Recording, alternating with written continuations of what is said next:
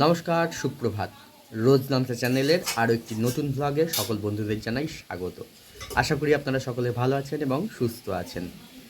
আজকে কিন্তু বেশ হাওয়া দিচ্ছে, রোদ ঝলমলে আকাশ। আর কালকে গরম গরম লাগছিল, কিন্তু কালকে রাত থেকে হঠাৎ করেই দেখছি আবার ঠান্ডা লাগছিল। বেশ রাতের দিকটা বেশ ঠান্ডাই ছিল, ভোরের দিকেও বেশ ভালোই ঠান্ডা লাগছিল। সকালের জলখাবার এখন খেতে বসেছি, আর আজকের সকালের জলখাবারে খাচ্ছি হচ্ছে ফ্রাইড রাইস। কারণ কারণ হচ্ছে দিদি কালকে যে গেছিলাম দিদির বাড়িতে, দিদি ফ্রাইড রাইস করে আমাকে তো চমক দিয়েছে। তা ওখানে খাওয়ার পর দিদি আবার পাঠিয়ে দিয়েছিল, মায়ের জন্য পাঠিয়েছিল ফ্রাইড রাইস আর মাছ। মা যেহেতু মাংস খায় না, কাকিমাও মাংস খায় না, মাছ করেছিল। তা মাছ আর ফ্রাইড রাইস পাঠিয়ে দিয়েছিল, আর আমার জন্য দিয়ে দিয়েছিল মাংস। ফ্রাইড রাইস, মাংস আর মাছ, এই তিনটে জিনিস পাঠিয়ে দিয়েছিল কালকে রাত্রের জন্য। কালকে রাত্রে আমি আর মা খেয়েছি, খাওয়ার পরেও ছিল, এই যে খাওয়ার পরেও ফ্রাইড রাইস ছিল। মা আজকে এটা গরম করলো, এই যে মাংসও ছিল, মাংস আর ফ্রাইড রাইস গরম করলো। তো আজকে সকালের জলখাবারে এটাই খাচ্ছি। সকালের জলখাবার খাওয়া হয়ে গেছে। এইবারে আমি একটা বিশেষ কাজ করব। বিশেষ কাজ বলতে বিশেষ জিনিস বানাবো একটা। যে জিনিসটা বানাবো এটা কিন্তু খুব একটা দরকারি জিনিস, অনেকেরই এটা দরকার হতে পারে। কারণ আজকাল বেশিরভাগ ঘরেই আমাদের মায়েদের, তারপরে ঠাকুমা বা মাসি পিসিরা থাকলে, হ্যাঁ, তাদের হাঁটুতে ব্যথা, পায়ে ব্যথা, হাতে ব্যথা, এরকম বিভিন্ন ধরনের ব্যথা হয়। যে ব্যথার আমি একটা তেল তৈরি করব। এটাও আমি একটা ভিডিওতেই দেখেছি।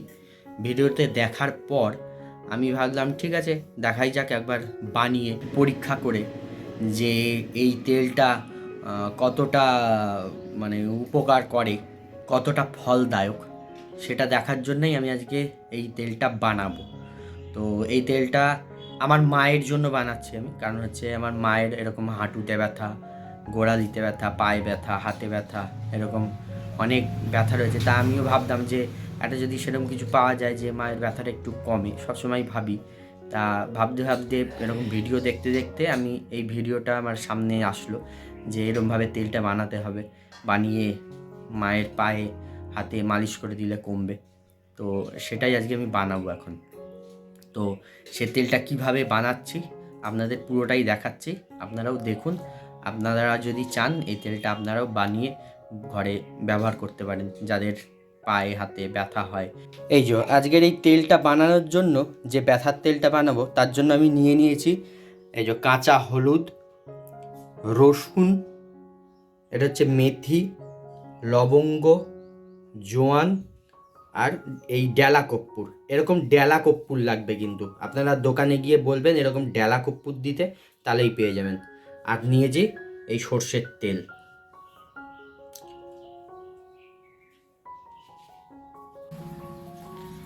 এবার আমি কড়াই বসিয়ে দিয়েছি, লোহার কড়াই, আর গ্যাসও জ্বালিয়ে দিয়েছি। এবারে এই তেলটা আমি কড়াইয়ের মধ্যে ঢেলে দেবো, সর্ষের তেল। এই তেলটা আমি আলাদা করে কিনে এনেছিলাম, ঘরে যে তেলটা আছে সেইটা নিয়ে নিই সেখান থেকে। কারণ এটা থেকে নিলে আমি একটু মাপটা ভালো বুঝতে পারবো, সেই কারণে এই তেলটাই নিয়ে নিয়েছি। এই তেল গরম হওয়ার কোনো কিন্তু দরকার নেই। এই তেলের মধ্যে আমি এই সব উপকরণগুলো ঢেলে দেবো। এইবারে এই উপকরণগুলো দিয়ে এইবারে তেলটাকে একদম ভালো করে ফোটাতে হবে, একদম মানে গরম হবে এটা। আর এগুলো পুরো ভাজা ভাজা হয়ে সব বেরিয়ে আসবে একদম এর থেকে। আর গ্যাসটা আমি লো ফ্লেমে করে দেবো, কারণ জিনিসটা আস্তে আস্তে হলে ভালো হবে। এগুলো এবারে একটু নেড়ে মিশিয়ে দেবো ভালো করে।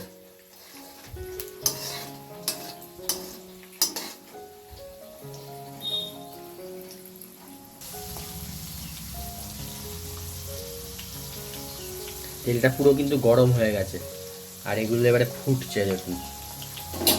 মাঝে মধ্যে একটু নেড়ে দেবো।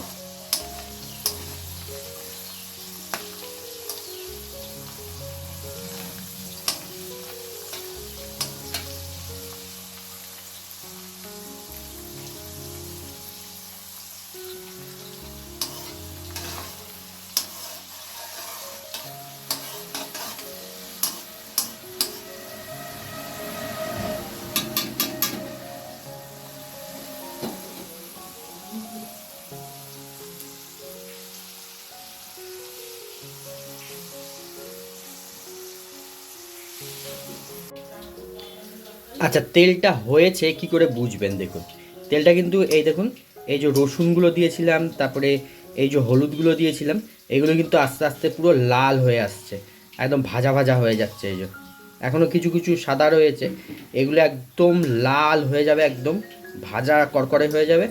তারপরেই কিন্তু বুঝে নিতে হবে, তার মানে এই তেলটা হয়ে গেছে। এটা এখনও আর একটু হবে। এই যে দেখুন, যে লবঙ্গ দিয়েছিলাম, লবঙ্গগুলোও একদম ভাজা হয়ে বড় বড় হয়ে গেছে। এগুলো রসুনগুলোও দেখুন লাল লাল হয়ে এসছে। আরও লাল করতে হবে এগুলো। এই যে তারপরে এই যে কাঁচা যে হলুদটা, এটাও বেশ ভালোই লাল হয়ে এসছে। বেশিক্ষণ না, এটা কিন্তু 15-20 মিনিট মতন জাল করলেই হয়ে যাবে আশা করি। আর তেলটা দিয়ে কিন্তু এখন বেশ একটা ঝাঁঝ বেরোচ্ছে, আরও যেহেতু কর্পূর রয়েছে, কর্পূরের ঝাঁঝে না চোখ একদম জ্বালা করছে।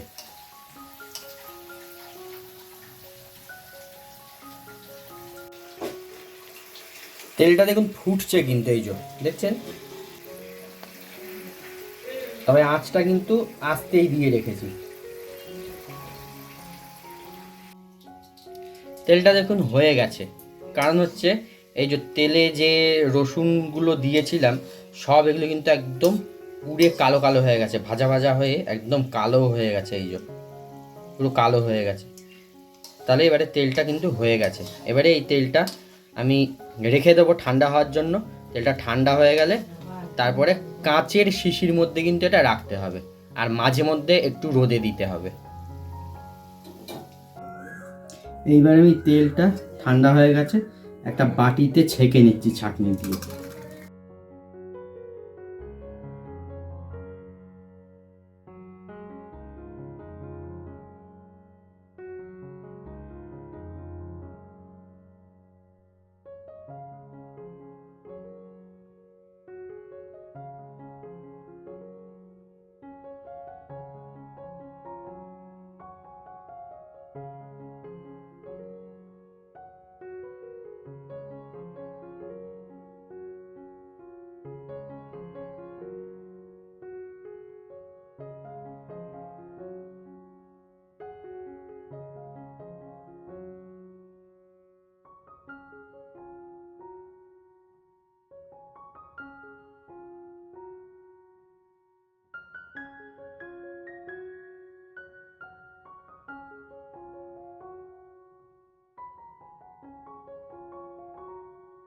এই ছাঁকনিটা এবারে এরকম উঁচু করে একটু রেখে দেবো, যাতে তেলটা পুরো ঝরে পড়ে যায় এর মধ্যে।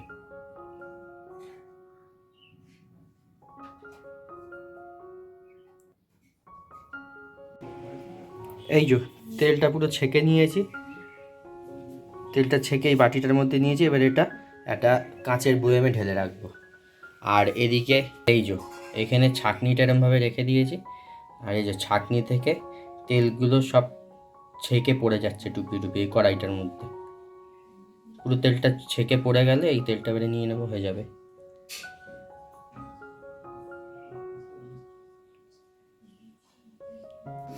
এখন এই কড়াইতে আর এই ছাঁকনির মধ্যে যে তেলটা লেগে রয়েছে, এই তেলটা এখন মায়ের পায়ে একটু মালিশ করে দিচ্ছি। আর ওই তেলটা রেখে দিলাম, যেটা বাটিতে ঢেলে রাখলাম, ওই তেলটা পরে প্রত্যেকদিন সন্ধেবেলায় হোক বা সকালবেলায় হোক পায়ে মালিশ করে দেবো।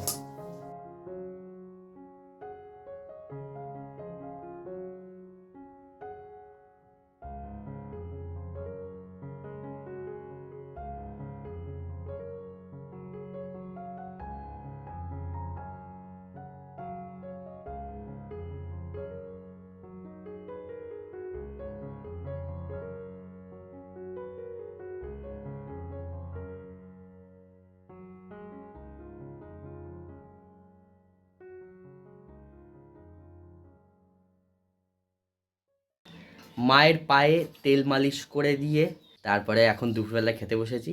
আর আজকে দুপুরে মা রান্না করেছে হচ্ছে এই যে ভেন্ডি সেদ্ধ, এটা হচ্ছে কলমি শাক ভাজা, এটা হচ্ছে থোড় ভাজা, আর আগের দিনে সেই একটা খয়রা মাছ ছিল, দুটো ছিল, দাদার জন্য রেখেছিল, দাদা আসলে দাদাকে দেবে বলে, কিন্তু দাদা তো আসেনি, সেই কারণে এই খয়রা মাছ দুটো ছিল, দুটো ভেজেছে। সেই খয়রা মাছ। আর এই হচ্ছে রুই মাছ পেঁয়াজ দিয়ে পোস্ত দিয়ে ঝাল। আজকে দুপুরের খাবার হচ্ছে এই। তো এবারে দুপুরের খাওয়া দাওয়া সেরে নিই। তো আজকের মতন ভিডিওটা এখানেই শেষ করছি। দেখা হচ্ছে পরবর্তী নতুন ব্লগে। সবাই ভালো থাকবেন, সুস্থ থাকবেন, সাবধানে থাকবেন।